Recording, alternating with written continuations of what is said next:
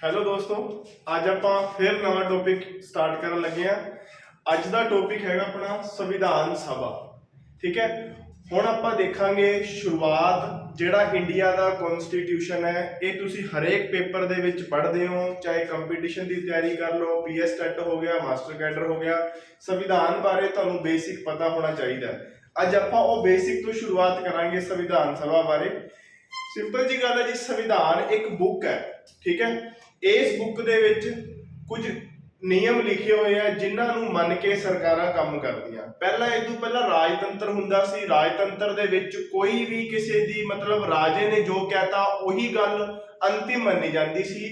ਪਰ ਲੋਕਤੰਤਰ ਦੇ ਵਿੱਚ ਇਦਾਂ ਨਹੀਂ ਹੁੰਦਾ। ਲੋਕਤੰਤਰ ਦੇ ਵਿੱਚ ਇੱਕ ਸੰਵਿਧਾਨ ਬੁੱਕ ਹੁੰਦੀ ਹੈ ਜਿਨ੍ਹਾਂ ਨੂੰ ਮੰਨ ਕੇ ਸਰਕਾਰਾਂ ਲੋਕਾਂ ਦੇ ਉੱਤੇ ਸ਼ਾਸਨ ਕਰਦੀਆਂ। ਠੀਕ ਹੈ, ਸਭ ਤੋਂ ਪਹਿਲਾਂ ਗੱਲ ਕਰਦੇ ਆ ਇੰਡੀਆ ਦੇ ਵਿੱਚ ਸੰਵਿਧਾਨ ਸਭਾ ਦੀ ਮੰਗ ਕੀਤੀ ਸੀ MN ਰॉय ਨੇ। 1934 ਦੇ ਵਿੱਚ ਇਹਨਾਂ ਨੇ ਸੰਵਿਧਾਨ ਸਭਾ ਦੀ ਮੰਗ ਕੀਤੀ ਸੀ। ਉਸ ਸਮੇਂ ਇੰਡੀਆ ਤੇ ਬ੍ਰਿਟਿਸ਼ਾਂ ਦਾ ਰੂਲ ਸੀਗਾ। ਇਹਨਾਂ ਨੇ ਮੰਗ ਕੀਤੀ ਸੀ। ਮਾਨਵੇਂਦਰ ਨਾਥ ਰॉय ਨੇ ਇੱਕ ਕਮਿਊਨਿਸਟ ਲੀਡਰ ਸੀਗੇ, ਇੰਡੀਆ ਦੇ ਕਮਿਊਨਿਸਟ ਪਾਰਟੀ ਤੋਂ ਬਿਲੋਂਗ ਕਰਦੇ ਸੀਗੇ। ਇਹਨਾਂ ਨੇ ਸਭ ਤੋਂ ਪਹਿਲਾਂ ਸੰਵਿਧਾਨ ਸਭਾ ਦੀ ਮੰਗ ਕੀਤੀ। ਇਸ ਤੋਂ ਬਾਅਦ ਅਗਲੇ ਸਾਲ 1935 ਦੇ ਵਿੱਚ ਕਾਂਗਰਸ ਨੇ ਆਫੀਸ਼ੀਅਲੀ ਡਿਮਾਂਡ ਕੀਤੀ, ਕਿਉਂਕਿ ਤੁਹਾਨੂੰ ਪਤਾ ਜਿਹੜੀ ਕਾਂਗਰਸ ਹੈ ਇੰਡੀਆ ਦੀ ਸਭ ਤੋਂ ਵੱਡੀ ਪਾਰਟੀ ਹੈ। ਜੇਕਰ ਕਾਂਗਰਸ ਡਿਮਾਂਡ ਕਰ ਰਹੀ ਹੈ ਇਹਦਾ ਮਤਲਬ ਪੂਰਾ ਇੰਡੀਆ ਡਿਮਾਂਡ ਕਰ ਰਿਹਾ ਹੈ, ਕਿਉਂਕਿ ਉਸ ਸਮੇਂ ਤੱਕ ਇਕੱਲਾ ਇੱਕ ਵਿਅਕਤੀ ਕਰ ਰਿਹਾ ਸੀ। ਇਸ ਵਿਅਕਤੀ ਨੂੰ ਇਹਨਾਂ ਵੇਟੇਜ ਨਹੀਂ ਮਿਲਿਆ ਕਿਉਂਕਿ ਇੱਕ ਬੰਦਾ ਕਹਿ ਰਿਹਾ ਸੀ। ਪਰ ਜੇਕਰ ਕਾਂਗਰਸ ਕਹਿ ਰਹੀ ਹੈ, ਕਾਂਗਰਸ ਆਪਾਂ ਨੂੰ ਪਤਾ ਹੈ ਕਿ ਸਭ ਤੋਂ ਵੱਡੀ ਪਾਰਟੀ ਹੈ, ਸਭ ਤੋਂ ਜ਼ਿਆਦਾ ਇੰਡੀਆ ਦੇ ਲੋਕਾਂ ਦਾ ਰਿਪਰੈਜ਼ੈਂਟੇਟਿਵ ਕਾਂਗਰਸ ਕਰ ਰਹੀ ਹੈ। ਇਸ ਕਰਕੇ ਕਾਂਗਰਸ ਨੇ ਗੱਲ ਕੀਤੀ 1935 ਦੇ ਵਿੱਚ ਕਿ ਸਾਡਾ ਸੰਵਿਧਾਨ ਹੋਣਾ ਚਾਹੀਦਾ। ਫਿਰ ਅੱਗੇ ਆਏ ਆਪਾਂ, ਇਹ ਗੱਲਾਂ ਚੱਲਦੀਆਂ ਰਹੀਆਂ। ਪਰ ਜਦੋਂ 1939 ਦੇ ਵਿੱਚ ਸੈਕਿੰਡ ਵਰਲਡ ਵਾਰ ਸ਼ੁਰੂ ਹੋਇਆ, ਸਭ ਨੂੰ ਪਤਾ ਹੈਗਾ 1939 ਤੋਂ 1945 ਤੱਕ ਸੈਕਿੰਡ ਵਰਲਡ ਵਾਰ ਚੱਲਿਆ ਸੀ।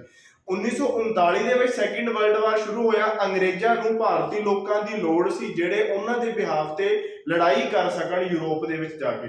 ਇਸ ਲਈ ਅੰਗਰੇਜ਼ਾਂ ਨੇ ਕੀ ਦਿੱਤਾ, ਅਗਸਤ ਆਫਰ ਲੈ ਕੇ ਆਏ 1940 ਦੇ ਵਿੱਚ। ਮਿੱਠੀ ਗੋਲੀ ਦਿੱਤੀ ਭਾਰਤੀ ਲੋਕਾਂ ਨੂੰ ਕਿ ਅਸੀਂ ਤੁਹਾਡੀ ਸੰਵਿਧਾਨ ਸਭਾ ਬਣਾ ਦਾਂਗੇ, ਪਹਿਲਾਂ ਤੁਹਾਨੂੰ ਸਾਡੇ ਨਾਲ ਯੁੱਧ ਵਿੱਚ ਪਾਰਟਿਸਿਪੇਸ਼ਨ ਕਰਨਾ ਹੋਊਗਾ, ਸਾਨੂੰ ਸਪੋਰਟ ਕਰਨਾ ਪਊਗਾ। ਇਹ ਅਗਸਤ ਆਫਰ ਹੈ। ਲਾਰਡ ਲਿਨਲਿਥਗੋ ਵਾਇਸਰਾਏ ਸੀਗਾ, ਉਹ ਲੈ ਕੇ ਆਇਆ ਸੀਗਾ। ਉਹਨੇ ਕਿਹਾ ਅਗਸਤ ਦੇ ਵਿੱਚ ਆਈ ਸੀ ਵੀ ਅਸੀਂ ਸੰਵਿਧਾਨ ਸਭਾ ਦੀ ਤੁਹਾਡੀ ਮੰਗ ਹੈ ਉਹਦੇ ਤੇ ਕੰਮ ਕਰਾਂਗੇ, ਪਹਿਲਾਂ ਤੁਸੀਂ ਸਾਡੇ ਨਾਲ ਸੈਕਿੰਡ ਵਰਲਡ ਵਾਰ ਦੇ ਵਿੱਚ ਸ਼ਾਮਲ ਹੋ। ਆਪਾਂ ਨੂੰ ਜਿਹੜੇ ਨੇਤਾ ਸੀਗੇ ਪਤਾ ਲੱਗ ਗਿਆ ਵੀ ਇਹ ਮਿੱਠੀ ਗੋਲੀ ਦੇ ਰਹੇ ਆ। ਇਹ ਤੋਂ ਬਾਅਦ ਅੰਗਰੇਜ਼ਾਂ ਨੇ ਫਿਰ 1942 ਦੇ ਵਿੱਚ ਕ੍ਰਿਪਸ ਮਿਸ਼ਨ ਆਇਆ। ਕ੍ਰਿਪਸ ਮਿਸ਼ਨ ਆਇਆ, ਜਿਹੜਾ ਇਹ ਕ੍ਰਿਪਸ ਸੀਗਾ ਇਹ ਕੈਬਨਿਟ ਮਿਨਿਸਟਰ ਸੀਗਾ ਉੱਥੇ ਬ੍ਰਿਟੇਨ ਦੇ ਵਿੱਚ। ਇਹਨੂੰ ਭੇਜਿਆ ਗਿਆ ਇੱਥੇ ਵੀ ਤੁਸੀਂ ਜਾਓ ਭਾਰਤੀ ਲੋਕਾਂ ਨਾਲ ਗੱਲ ਕਰੋ, ਸਭ ਤੋਂ ਵੱਡੀ ਪਾਰਟੀ ਕਾਂਗਰਸ ਨਾਲ ਗੱਲ ਕਰੋ। ਇਹਨੇ ਵੀ ਉਹੀ ਗੱਲ ਕੀਤੀ। ਦੇਖੋ ਡਿਫਰੈਂਸ ਥੋੜਾ ਜਿਹਾ ਇਹ ਸੀਗਾ, ਜਿਹੜਾ ਕ੍ਰਿਪਸ ਮਿਸ਼ਨ ਸੀਗਾ ਇਹ ਬਾਅਦ ਦੇ ਵਿੱਚ ਆਇਆ। ਅਗਸਤ ਆਫਰ ਦੇ ਵਿੱਚ ਨਾ ਅੰਗਰੇਜ਼ਾਂ ਨੇ ਇਹ ਗੱਲ ਕਹੀ ਸੀ ਸੰਵਿਧਾਨ ਸਭਾ ਤੁਹਾਡੀ ਬਣਾਵਾਂਗੇ, ਪਰ ਉਹਦੇ ਵਿੱਚ ਕੁਝ ਅੰਗਰੇਜ਼ ਹੋਣਗੇ, ਕੁਝ ਇੰਡੀਅਨ ਲੋਕ ਹੋਣਗੇ, ਮਤਲਬ ਸਾਰੇ ਭਾਰਤੀ ਲੋਕ ਨਹੀਂ ਹੋਣਗੇ ਸਭਾ ਦੇ ਵਿੱਚ। ਫਿਰ ਜਦੋਂ ਭਾਰਤੀ ਲੋਕਾਂ ਨੇ ਅਗਸਤ ਆਫਰ ਨੂੰ ਰਿਜੈਕਟ ਕਰਤਾ, ਨਹੀਂ ਮੰਨੇ, ਫਿਰ ਉਸ ਤੋਂ ਬਾਅਦ ਕ੍ਰਿਪਸ ਮਿਸ਼ਨ ਆਇਆ। ਕ੍ਰਿਪਸ ਮਿਸ਼ਨ ਦੇ ਵਿੱਚ ਥੋੜਾ ਜਿਹਾ ਅੰਗਰੇਜ਼ਾਂ ਨੇ ਲਾਲਚ ਨੂੰ ਹੋਰ ਵਧਾਇਆ। ਅੰਗਰੇਜ਼ਾਂ ਨੇ ਇਹਦੇ ਵਿੱਚ ਇਹ ਗੱਲ ਕੀਤੀ, ਚਲੋ ਹੁਣ ਇਦਾਂ ਕਰਦੇ ਆ ਸੰਵਿਧਾਨ ਸਭਾ ਦੇ ਵਿੱਚ ਟੋਟਲੀ ਸਾਰੇ ਮੈਂਬਰ ਇੰਡੀਆ ਦੇ ਹੋਣਗੇ, ਸਾਡਾ ਉਹਦੇ ਵਿੱਚ ਕੋਈ ਮੈਂਬਰ ਨਹੀਂ ਹੋਊਗਾ। ਇਹ ਡਿਫਰੈਂਸ ਹੈ 1940 ਤੇ 1942 ਦੇ ਵਿੱਚ। ਇੱਥੇ ਵੀ ਨਹੀਂ ਗੱਲ ਬਣੀ। ਅਗਲੀ ਵਾਰ 1946 ਦੇ ਵਿੱਚ ਕੈਬਨਿਟ ਮਿਸ਼ਨ ਪਲਾਨ ਆਇਆ। ਇਹਦੀ ਸਿਫਾਰਿਸ਼ਾਂ ਤੇ ਅੰਤਿਮ ਰੂਪ ਦੇ ਵਿੱਚ ਸੰਵਿਧਾਨ ਸਭਾ ਬਣਾਉਣ ਦਾ ਜਿਹੜਾ ਕੰਮ ਹੈ ਉਹ ਸ਼ੁਰੂਆਤ ਹੋਇਆ। ਪੇਪਰ 'ਚ ਕੁਐਸਚਨ ਆਊਗਾ ਸੰਵਿਧਾਨ ਸਭਾ ਕਿਹਦੀਆਂ ਸਿਫਾਰਿਸ਼ਾਂ ਤੇ ਬਣੀ? ਕੈਬਨਿਟ ਮਿਸ਼ਨ ਦੀ ਸਿਫਾਰਿਸ਼ਾਂ ਤੇ ਬਣੀ, 1946 ਦੇ ਵਿੱਚ ਆਇਆ ਸੀ। ਠੀਕ ਹੈ, ਹੁਣ ਸੰਵਿਧਾਨ ਸਭਾ ਬਣ ਗਈ ਹੈਗੀ ਹੈ। ਹੁਣ ਥੋੜਾ ਜਿਹਾ ਸੰਵਿਧਾਨ ਸਭਾ ਬਾਰੇ ਬੇਸਿਕ ਚੀਜ਼ਾਂ ਦੇਖਦੇ ਹਾਂ। ਸਭ ਤੋਂ ਪਹਿਲਾਂ ਸੰਵਿਧਾਨ ਸਭਾ ਦੇ ਜਿਹੜੇ ਮੈਂਬਰ ਸੀਗੇ ਉਹ ਸੀਗੇ 389 ਮੈਂਬਰ ਟੋਟਲ। ਇਹਦੇ ਵਿੱਚੋਂ 93 ਮੈਂਬਰ ਤਾਂ ਆਣੇ ਸੀ ਪ੍ਰਿੰਸਲੀ ਸਟੇਟ ਤੋਂ, ਰਿਆਸਤਾਂ ਤੋਂ, ਤੇ ਬਾਕੀ 296 ਮੈਂਬਰ ਆਣੇ ਸੀ ਬ੍ਰਿਟਿਸ਼ ਇੰਡੀਆ ਤੋਂ। ਦੇਖੋ ਮਾੜਾ ਜਿਹਾ, ਜਿਹੜਾ ਅੰਗਰੇਜ਼ਾਂ ਦੇ ਟਾਈਮ ਦਾ ਇੰਡੀਆ ਨਾ, ਤੁਸੀਂ ਐ ਕਰਕੇ ਇੰਡੀਆ ਮੰਨ ਲਓ ਆ ਇੰਡੀਆ ਹੈ, ਇਹਦੇ ਵਿੱਚੋਂ ਲਗਭਗ 2/3 ਹਿੱਸਾ 60% ਇਹ ਅੰਗਰੇਜ਼ਾਂ ਦੇ ਡਾਇਰੈਕਟ ਕੰਟਰੋਲ ਦੇ ਵਿੱਚ ਆਂਦਾ ਸੀਗਾ, ਜਿਹਨੂੰ ਬ੍ਰਿਟਿਸ਼ ਇੰਡੀਆ ਕਹਿੰਦੇ ਸੀਗੇ। ਜਿਹੜਾ ਬਾਕੀ 40% ਹੈ ਇਹਦੇ ਤੇ ਜਿਹੜੇ ਰਜਵਾੜੇ ਸੀਗੇ, ਰਿਆਸਤਾਂ ਸੀਗੀਆਂ, ਉਹਨਾਂ ਦਾ ਸ਼ਾਸਨ ਸੀਗਾ। ਲਗਭਗ 552 ਰਿਆਸਤਾਂ ਮੰਨੀਆਂ ਜਾਂਦੀਆਂ। ਲక్ష్ਮੀਕਾਂਤ ਦੇ ਵਿੱਚ 552 ਪ੍ਰਿੰਸਲੀ ਸਟੇਟ ਦਾ ਡਾਟਾ ਲਿਖਿਆ ਹੋਇਆ। ਹੁਣ ਇੱਥੋਂ ਆਉਂਦੇ ਸੀਗੇ 296 ਜਿਹੜੇ ਬ੍ਰਿਟਿਸ਼ ਇੰਡੀਆ ਨੂੰ ਰਿਪਰੈਜ਼ੈਂਟ ਕਰਦੇ ਸੀ, ਤੇ ਰਿਆਸਤਾਂ ਤੋਂ ਆਉਂਦੇ ਸੀ 93 ਮੈਂਬਰ, ਕੁੱਲ ਮੈਂਬਰ ਸੀਗੇ 389। ਇਹ ਯਾਦ ਰੱਖਣਾ ਤੁਸੀਂ। ਹੁਣ ਜਿਹੜੇ ਇਹਨਾਂ ਦੇ ਮੈਂਬਰ ਹੈ ਉਹ ਚੁਣੇ ਜਾਣੇ ਸੀਗੇ ਡਾਇਰੈਕਟਲੀ ਪ੍ਰੋਪੋਰਸ਼ਨਲ ਮੈਥਡ ਦੇ ਨਾਲ। ਇਹ ਮੈਥਡ ਕੀ ਹੁੰਦਾ ਹੈ ਤੁਹਾਨੂੰ ਪਤਾ ਹੋਊਗਾ, ਜਿਹੜੇ ਰਾਜ ਸਭਾ ਹੈਗੀ ਹੈ, ਰਾਸ਼ਟਰਪਤੀ ਦੇ ਇਲੈਕਸ਼ਨ ਹੈਗੇ ਆ, ਉਪ ਰਾਸ਼ਟਰਪਤੀ ਦੇ ਇਲੈਕਸ਼ਨ ਹੈ, ਉਹਨਾਂ ਦੇ ਵਿੱਚ ਆਹ ਮੈਥਡ ਯੂਜ਼ ਹੁੰਦਾ ਹੈ ਡਾਇਰੈਕਟਲੀ ਪ੍ਰੋਪੋਰਸ਼ਨਲ ਬਾਈ ਸਿੰਗਲ ਟ੍ਰਾਂਸਫਰੇਬਲ ਵੋਟ। ਇਹਦੇ ਵਿੱਚ ਕੀ ਹੁੰਦਾ ਹੈ, ਇਹ ਜਿਹੜਾ ਆਮ ਪਬਲਿਕ ਵੋਟ ਕਰਦੀ ਹੈ ਨਾ ਪ੍ਰਧਾਨ ਮੰਤਰੀ ਤੇ ਮੁੱਖ ਮੰਤਰੀ ਦੀਆਂ ਚੋਣਾਂ ਦੇ ਵਿੱਚ, ਉਹਦੇ ਤੋਂ ਡਿਫਰੈਂਟ ਹੁੰਦਾ ਹੈ। ਇਹਦੇ ਵਿੱਚ ਤੁਸੀਂ ਨਾ ਇੱਕ ਬੰਦੇ ਨੂੰ ਵੋਟ ਨਹੀਂ ਪਾ ਕੇ ਆਉਂਦੇ, ਇਹਦੇ ਵਿੱਚ ਤੁਸੀਂ ਪ੍ਰਾਇੋਰਟੀ ਦੱਸਦੇ ਹੋ। ਮੰਨ ਲਓ 4 ਬੰਦੇ ਇਲੈਕਸ਼ਨ ਲੜ ਰਹੇ ਆ, 1 2 3 4, ਤੁਸੀਂ ਦੱਸੋਗੇ ਕਿ ਮੇਰੀ ਪਹਿਲੀ ਪ੍ਰਾਇੋਰਟੀ A ਬੰਦਾ ਹੈ, ਮੇਰੀ ਸੈਕੰਡ ਪ੍ਰਾਇੋਰਟੀ ਫਲਾਣਾ ਬੰਦਾ ਹੈ, ਥਰਡ ਪ੍ਰਾਇੋਰਟੀ, ਇਦਾਂ ਦੱਸਿਆ ਜਾਂਦਾ ਹੈ। ਤੇ ਜਿਹੜੇ ਮੈਂਬਰ ਉਸ ਸਮੇਂ ਭਾਰਤੀ ਲੋਕਾਂ ਦੁਆਰਾ ਚੁਣੇ ਗਏ ਸੀ, ਕਿਹੜੇ, ਜਿਹੜੇ ਬ੍ਰਿਟਿਸ਼ ਇੰਡੀਆ ਦੇ ਵਿੱਚ ਵਿਧਾਨ ਸਭਾਵਾਂ ਬਣੀਆਂ ਹੋਈਆਂ ਸੀਗੀਆਂ, ਟੋਟਲ 11 ਵਿਧਾਨ ਸਭਾਵਾਂ ਸੀਗੀਆਂ ਬ੍ਰਿਟਿਸ਼ ਇੰਡੀਆ ਦੇ ਵਿੱਚ। ਇਹਨਾਂ 11 ਵਿਧਾਨ ਸਭਾਵਾਂ ਦੇ ਮੈਂਬਰ ਇਹਨਾਂ ਨੇ ਚੁਣਨਾ ਸੀਗਾ ਇਹਨਾਂ 296 ਮੈਂਬਰ। ਤਾਂ ਥੋੜੀ ਜਿਹੀ ਗੱਲ ਧਿਆਨ ਨਾਲ ਦੇਖਿਓ, ਜਿਹੜੇ 296 ਮੈਂਬਰ ਹੈ ਨਾ, ਇਹ ਇਨਡਾਇਰੈਕਟਲੀ ਚੁਣੇ ਗਏ ਆ। ਇਨਡਾਇਰੈਕਟਲੀ ਇਹਨਾਂ ਨੂੰ ਕਿੰਨੇ ਚੁਣਿਆ ਹੈ, ਤਾਂ ਮਤਲਬ ਸਿੱਧੇ ਲੋਕਾਂ ਨੇ ਨਹੀਂ ਚੁਣਿਆ, ਲੋਕਾਂ ਨੇ ਜਿਹੜੇ ਐਮਐਲਏ ਚੁਣੇ ਸੀ ਉਹ ਐਮਐਲਏ ਲੋਕਾਂ ਦੇ ਬਿਹਾਫ ਤੇ 296 ਬੰਦਿਆਂ ਨੂੰ ਚੁਣ ਕੇ ਸੰਵਿਧਾਨ ਸਭਾ ਦੇ ਵਿੱਚ ਭੇਜਣਗੇ। ਇਹਨੂੰ ਮੈਂ ਹੋਰ ਕਲੈਰੀਫਾਈ ਕਰੂੰਗਾ, ਰਾਸ਼ਟਰਪਤੀ ਦਾ ਇਲੈਕਸ਼ਨ ਮੈਥਡ ਕਿਵੇਂ ਹੁੰਦਾ ਹੈ, ਉਪ ਰਾਸ਼ਟਰਪਤੀ ਦਾ ਇਲੈਕਸ਼ਨ ਮੈਥਡ ਕਿਵੇਂ ਹੁੰਦਾ।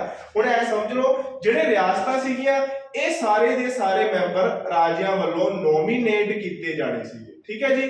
ਤਾਂ ਪੇਪਰ ਦੇ ਵਿੱਚ ਕੁਐਸਚਨ ਆਊਗਾ, ਇਹ ਮੈਂਬਰ ਕਿਵੇਂ ਚੁਣੇ ਗਏ ਸੀ, ਤੁਸੀਂ ਕਹਿਣਾ ਕੁਝ ਮੈਂਬਰ ਤਾਂ ਇਨਡਾਇਰੈਕਟਲੀ ਇਲੈਕਟਡ ਸੀ ਤੇ ਕੁਝ ਨੋਮੀਨੇਟਡ ਸੀ। ਇਹ ਐਗਜ਼ੈਕਟ ਆਨਸਰ ਹੋਊਗਾ, ਡਾਇਰੈਕਟਲੀ ਨਹੀਂ ਚੁਣੇ ਗਏ ਸੀ ਤੇ ਸਾਰੇ ਦੇ ਸਾਰੇ ਚੁਣੇ ਨਹੀਂ ਗਏ ਸੀ, ਕੁਝ ਨਾਮਜ਼ਦ ਕੀਤੇ ਗਏ ਸੀ, ਕੁਝ ਚੁਣੇ ਗਏ ਸੀ, ਠੀਕ ਹੈ ਜੀ। ਹੁਣ ਇਹਦੇ ਵਿੱਚ ਕੀ ਹੋਇਆ, ਜਿਹੜੀ ਪਹਿਲੀ ਮੀਟਿੰਗ ਸੀਗੀ, ਪਹਿਲੀ ਮੀਟਿੰਗ ਹੋਈ ਸੀ 9 ਦਸੰਬਰ 1946 ਦੇ ਵਿੱਚ। 9 ਦਸੰਬਰ 1946 ਦੇ ਵਿੱਚ ਪਹਿਲੀ ਮੀਟਿੰਗ ਹੋਈ। ਇਹਦੇ ਵਿੱਚ ਮੁਸਲਿਮ ਲੀਗ ਨੇ ਪਾਰਟਿਸਿਪੇਟ ਨਹੀਂ ਕੀਤਾ ਤੇ ਪ੍ਰਿੰਸਲੀ ਸਟੇਟ ਨੇ ਵੀ ਪਾਰਟਿਸਿਪੇਟ ਨਹੀਂ ਕੀਤਾ, ਕਿਉਂਕਿ ਉਹ ਸੰਵਿਧਾਨ ਸਭਾ ਬਣਾਉਣ ਦੇ ਹੱਕ ਵਿੱਚ ਨਹੀਂ ਸੀਗੀਆਂ। ਇਸ ਕਰਕੇ ਪਹਿਲੀ ਮੀਟਿੰਗ ਵਿੱਚ 211 ਮੈਂਬਰਾਂ ਨੇ ਹੀ ਭਾਗ ਲਿਆ। ਕੁਐਸਚਨ ਬਹੁਤ ਵਾਰੀ ਆਉਂਦਾ ਹੈ ਕਿ ਪਹਿਲੀ ਮੀਟਿੰਗ 9 ਦਸੰਬਰ ਦੇ ਵਿੱਚ ਕਿੰਨੇ ਮੈਂਬਰਾਂ ਨੇ ਭਾਗ ਲਿਆ, 211 ਮੈਂਬਰਾਂ ਨੇ ਭਾਗ ਲਿਆ। ਇਹਦੇ ਵਿੱਚ ਕਿਉਂਕਿ ਦੇਖੋ, ਜਿਹੜੇ 296 ਮੈਂਬਰ ਚੁਣ ਕੇ ਆਏ ਸੀ ਨਾ ਬ੍ਰਿਟਿਸ਼ ਇੰਡੀਆ ਦੇ, ਉਹਦੇ ਵਿੱਚੋਂ 208 ਮੈਂਬਰ ਤਾਂ ਸੀਗੇ ਕਾਂਗਰਸ ਪਾਰਟੀ ਤੋਂ।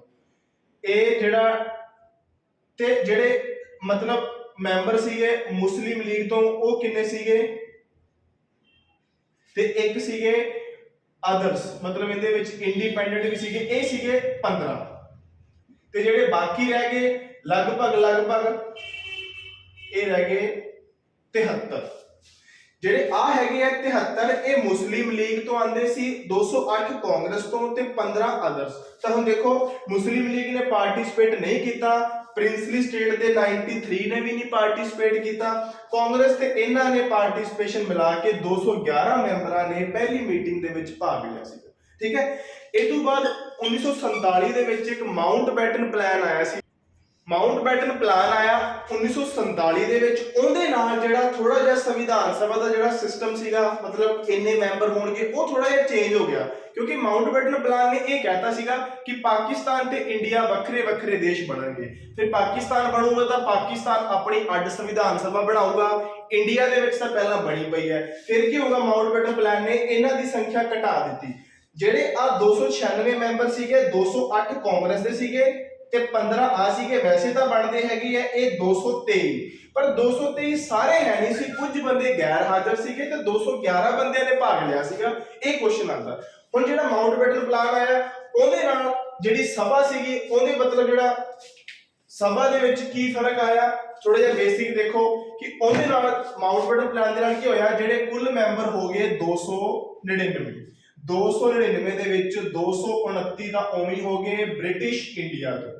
ਇਹ ਆਪਾਂ ਬਿਲਕੁਲ ਡਿਟੇਲ ਦੇ ਵਿੱਚ ਪੜ੍ਹ ਰਹੇ ਆ, ਐਮ ਲక్ష్ਮੀ ਕਾਂਤ ਦਾ ਡਾਟਾ ਹੈਗਾ ਸਾਰਾ। ਤੇ 70 ਹੋ ਗਏ ਰਿਆਸਤਾਂ ਤੋਂ, ਪ੍ਰਿੰਸਲੀ ਸਟੇਟ ਤੋਂ। ਤਾਂ ਹੁਣ ਕੀ ਹੈ, ਮਾਊਂਟ ਬੈਟਨ ਪਲਾਨ ਦੇ ਆਉਣ ਨਾਲ ਜਿਹੜਾ ਆ ਕਨਫੀਗੂਰੇਸ਼ਨ ਹੈਗੀ ਹੈ, 389 ਵਾਲੀ, ਇਹ ਚੇਂਜ ਹੋ ਕੇ ਇਹ ਬਣ ਗਿਆ 299 ਕਿਉਂਕਿ ਜਿਹੜੀ ਮੁਸਲਿਮ ਲੀਗ ਹੈ ਉਹ ਅੱਡ ਹੋ ਗਈ, ਉਹਨੇ ਆਪਣਾ ਅੱਡ ਸੰਵਿਧਾਨ ਸਭਾ ਬਣਾ ਲਈ ਤੇ ਇੱਥੇ ਫਿਰ ਮੈਂਬਰ 229 ਬ੍ਰਿਟਿਸ਼ ਇੰਡੀਆ ਤੋਂ 70 ਰਿਆਸਤਾਂ ਤੋਂ। ਠੀਕ ਹੈ, ਫਿਰ ਹੌਲੀ ਹੌਲੀ ਰਿਆਸਤਾਂ ਨੇ ਵੀ ਪਾਰਟਿਸਿਪੇਟ ਕੀਤਾ, ਫਿਰ ਸਾਰੇ ਬੰਦੇ ਸੰਵਿਧਾਨ ਸਭਾ ਦੇ ਵਿੱਚ ਆ ਕੇ ਜੁੜ ਗਏ ਸੀ।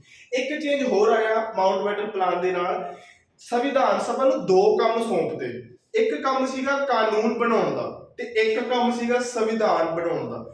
ਜਦੋਂ ਉਹ ਸੰਵਿਧਾਨ ਬਣਾਉਣ ਵਾਲੇ ਮਤਲਬ ਸੰਵਿਧਾਨ ਸਭਾ ਸੰਵਿਧਾਨ ਬਣਾਉਣ ਦੇ ਲਈ ਕੰਮ ਕਰਦੀ ਸੀ, ਉਦੋਂ ਪ੍ਰਧਾਨਗੀ ਕਰਦਾ ਸੀਗਾ ਰਜਿੰਦਰ ਪ੍ਰਸਾਦ, ਜਿਹੜਾ ਕਿ ਸਥਾਈ ਪ੍ਰਧਾਨ ਬਣਿਆ। ਪਹਿਲਾ ਪ੍ਰਧਾਨ ਅਸਥਾਈ ਇਹ ਬਣਿਆ ਸੀ ਪਹਿਲੀ ਮੀਟਿੰਗ ਦੇ ਵਿੱਚ 9 ਦਸੰਬਰ 1946।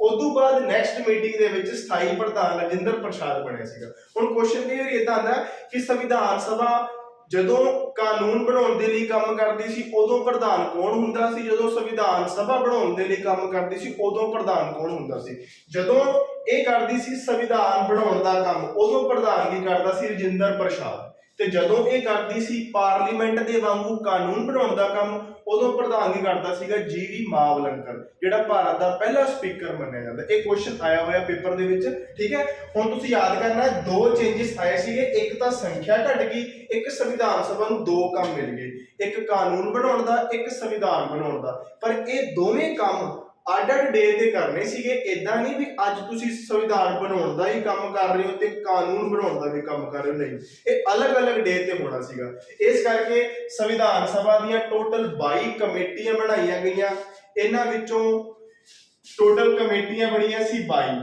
ਹੁਣ 22 ਕਮੇਟੀਆਂ ਦੇ ਵਿੱਚੋਂ 8 ਕਮੇਟੀਆਂ ਸੀਗੀਆਂ ਵੱਡੀਆਂ ਕਮੇਟੀਆਂ, 8 ਕਮੇਟੀਆਂ ਵੱਡੀਆਂ ਸੀਗੀਆਂ ਤੇ 13 ਕਮੇਟੀਆਂ ਸੀਗੀਆਂ ਛੋਟੀਆਂ ਕਮੇਟੀਆਂ, ਤੇ ਇੱਕ ਜਿਹੜੀ ਰਹਿ ਗਈ ਉਹ ਸੀਗੀ ਖਰੜਾ ਕਮੇਟੀ। ਡਾਕਟਰ ਅੰਬੇਦਕਰ ਉਹਦਾ ਪ੍ਰਧਾਨ ਸੀ, 7 ਮੈਂਬਰ ਸੀ। ਟੋਟਲ ਆ 22 ਕਮੇਟੀਆਂ ਸੀਗੀਆਂ।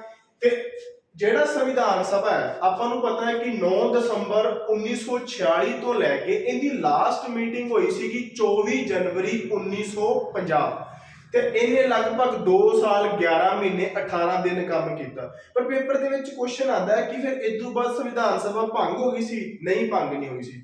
ਉਦੋਂ ਬਾਅਦ ਇਹਨੇ ਸੰਵਿਧਾਨ ਬਣਾਉਣ ਦਾ ਕੰਮ ਫਿਨਿਸ਼ ਕਰਤਾ ਸੀ, ਪਰ 24 ਜਨਵਰੀ 1950 ਤੋਂ ਬਾਅਦ ਜਦੋਂ ਤੱਕ ਭਾਰਤ ਵਿੱਚ ਵੋਟਾਂ ਹੋ ਕੇ ਨਵੀਂ ਪਾਰਲੀਮੈਂਟ ਨਹੀਂ ਬਣਦੀ ਤਾਂ ਇਹਨੇ ਫਿਰ ਪਾਰਲੀਮੈਂਟ ਦਾ ਕੰਮ ਸੰਭਾਲ ਲਿਆ ਸੀਗਾ।